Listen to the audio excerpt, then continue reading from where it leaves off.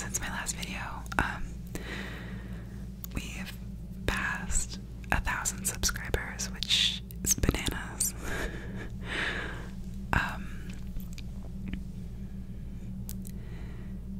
I think I'm like potentially too tired to like eloquently say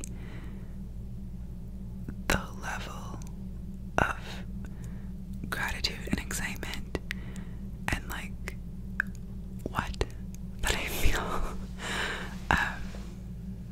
But just know that I really feel it. So tonight I wanted to talk about some of my favorite books. I truly love book ASMR with like such a passion. Like I truly feel like I just love it. It's like the perfect combination. But that being said, I don't read enough right now to be making book hauls with frequency, or like what I've been reading recently with frequency, because TBH, it is June and I've read not one but 2 books this year. I'm in the middle of 2 other ones though, so don't say I'm not trying. But there have been times in my life where I've been a much more proficient reader. And so I was thinking we could go through my Goodreads. So I have my little shmy pad right here. Oh my god, I almost dropped it. Christ. And I thought we could look at my 5-star books on Goodreads. Quick note that I'm a very generous rater on Goodreads, and of the like 90 books on my like read list, like all of them, there's only one 1-star review. It was a book that I thought was actively bad. There's like 5 2-star reviews, but everything else is like 3 and above. So I don't know. I have a really hard time reading things at all. Oh wow, the water turned off. I can hear it. Now it's so quiet and calm. Holy moly. A sound I have not heard in my apartment yet today. Hype City. So I have, and I also have some of the books here on the table so I can like actually show you. They're all sitting here next to me in a nice little stack. But maybe this will give you some books you want to read, some recs, or just a sense of kind of what I read and what I like. Yeah. I will say, and I think I've probably said this before, but like I'm pretty discerning when it comes to books. Like if I don't like it, I'm just probably not gonna finish it. Like unless I have some like vested interest in finishing it. You know, focus is not my strong suit, and trying to finish a book that I don't like is like not my vibe. So anyway, I think that I'm not actually sure how this list from Goodreads is organized. I just sorted it by rating, high to low, so I think we should just go down the list. A lot of these I don't actually remember when I read, so we'll just get into it. So the first book that is on here is A Complicated Kindness by Miriam Daves. It's a 5-star book for me, but I didn't write a review, so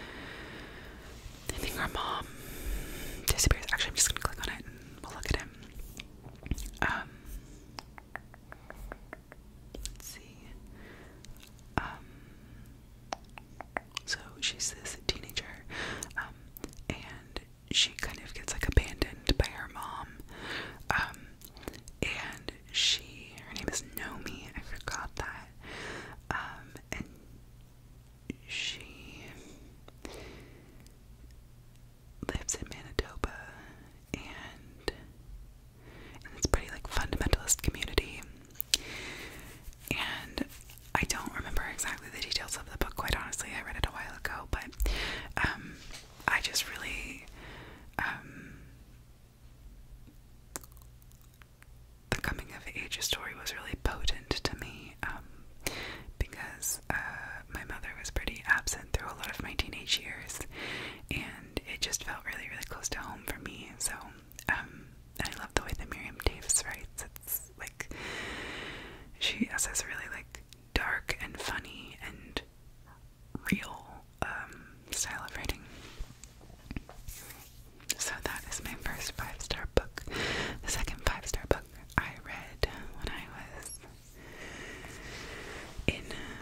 I was a sophomore in high school, and it was Cat's Cradle by Kurt Vonnegut. It was one of the first books that was like a grown-up book that I read that wasn't for school, and I just remember I read it while I was in Mexico, and I was just like really taken by it. I thought it was so funny and like witty and weird.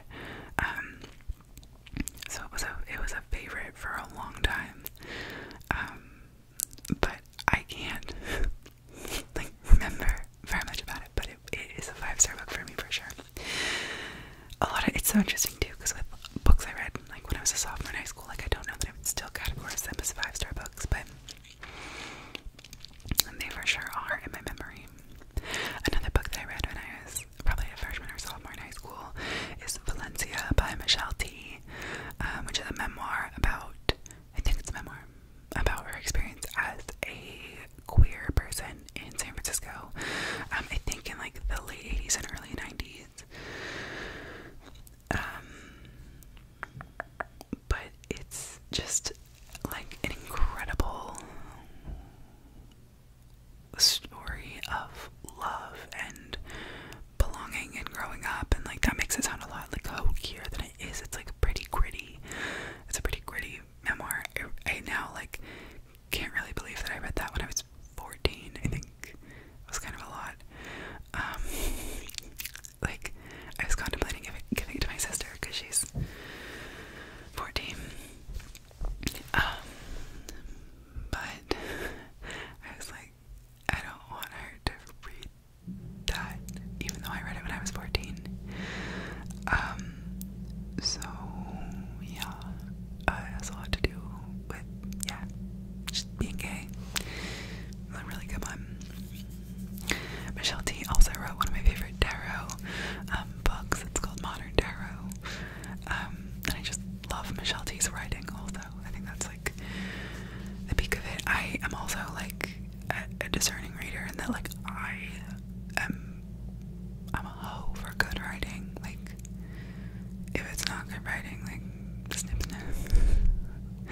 Anyway, my next 5-star book was a recent read. I finished it in January.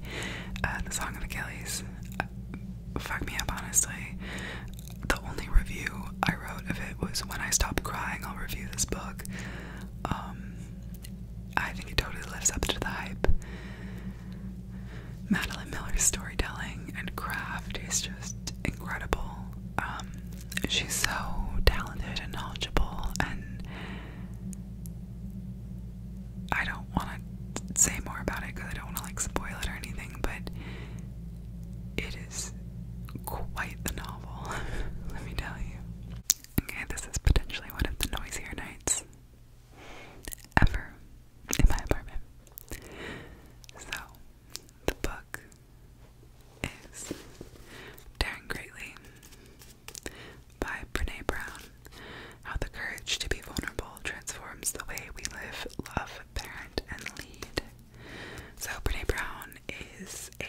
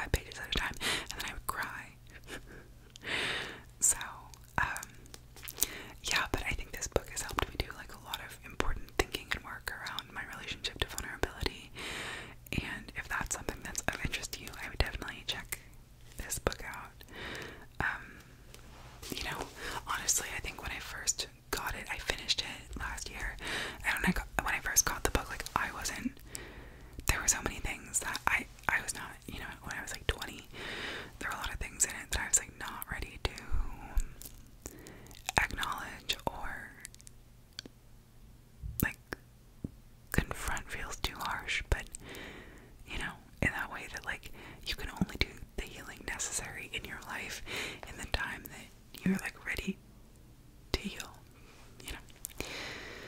Anyway, so the next book is a book of poetry. This book of poetry is by Nayar Wahid, and the book is called Salt. Oh, this book, it's so beautiful. Her poems are spectacular. I truly don't know a lot about her. Actually, we could look on Goodreads and see what they say.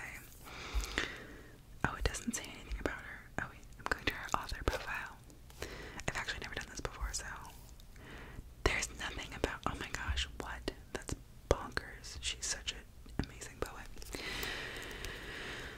Anyway, so this book of poetry for her is like gonna be in my top. It came out, I don't actually know when it came out. I'm saying a lot of things that I don't actually know the answer to. I got this book in like 2015 or 2014, around the time when like Rupi Kaur was on the come up and everyone was like posting Rupi Kaur poems on their Instagram or whatever. And you know, I definitely had my Rupi Kaur moment, I'm not gonna lie. But I feel like Nayar Wahid does what Rupi Kaur was trying to do. Not to like compare them. I guess there's no necessity for comparison between the two because they write different poems. Their style is quite similar in the minimalism of it. And I just feel like Nayar Wahid's poems packed a bigger punch for me. This book of poetry, in a very saucy detail, lived on my ex's bedside table for a really long time. And I remember I like put all these flags in for her. And then she didn't give it back to me for a long time. And then she finally did. When she came to visit me in my hometown years after we'd broken up. Anyway, but let's see if I can find one that I wanted to share. Oh, I love this one. This poem, I'll just read it. You, the weight, rose, cinnamon, dark honey, the clothes you wear on your mouth, the warm smoke in your legs, a quiet quilt, a mason jar for moon, an easy laugh brushed with oil, time, the light left over, some music in your hair, you, things you bring to the ocean at night.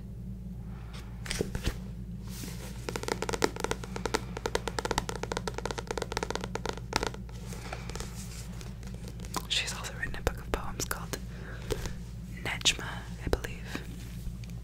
I'm probably pronouncing that wrong. I don't know that I'm pronouncing that right. And that's also a beautiful, beautiful book of poems.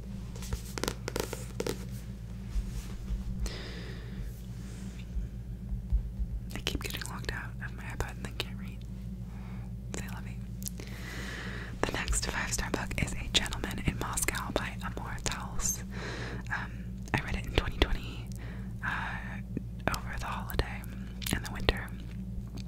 And I started reading it because there were 2 guys who I was becoming friends with.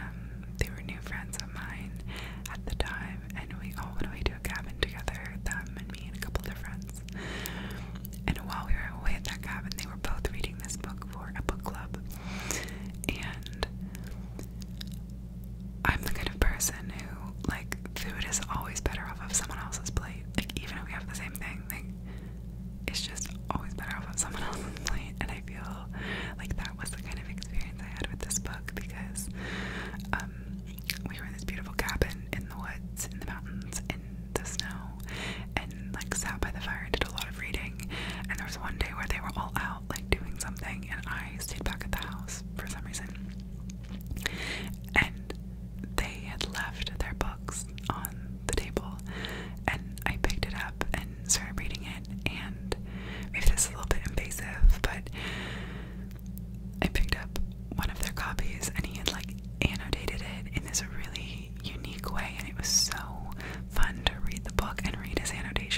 I was getting to know him at the time, and just kind of like was curious about how his brain worked, and I guess it was like kind of intimate. Anyway, and so then I was really fascinated by this book, and neither of them liked the book very much. But I really enjoyed it. I listened to the audiobook, which is truly transporting. The narrator has a beautiful accent, and it is like a very cozy audiobook, and I read it in the middle of the winter, so it was like, it kept me very good company.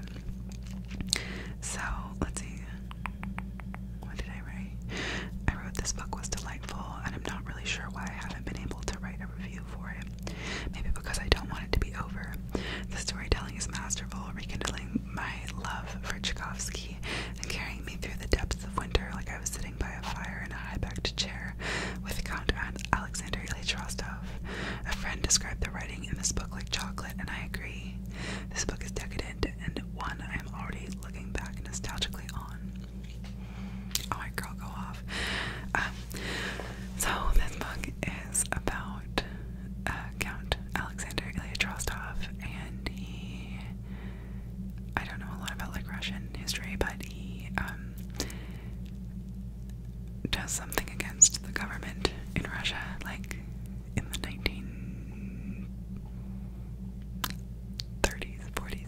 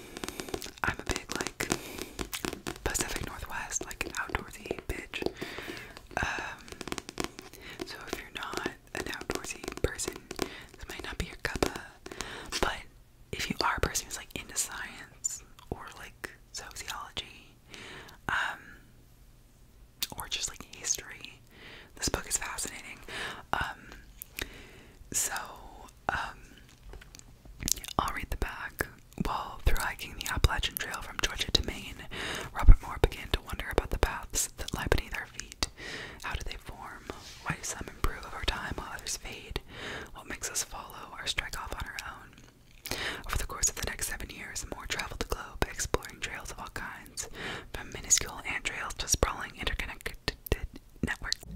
He learned the tricks of master trail builders, hunted down long-lost Cherokee trails, and traced the origins of the interstate highway and the internet. A talent who's been compared to Andy Dillard, David Quammen, Rebecca Solnit, and Jared Diamond.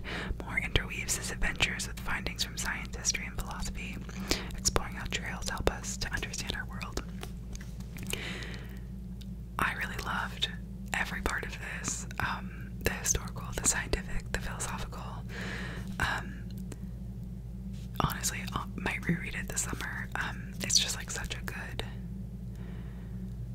book. One of the things that I remember him talking about was like trails of desire. It's like when you're walking in a park or like on a college campus or like somewhere, and there's like a track in the like grass where you can see that like people have like cut across, and then he like goes into this whole philosophical thing about it, and it's awesome. Anyway, this book slaps. It is so good.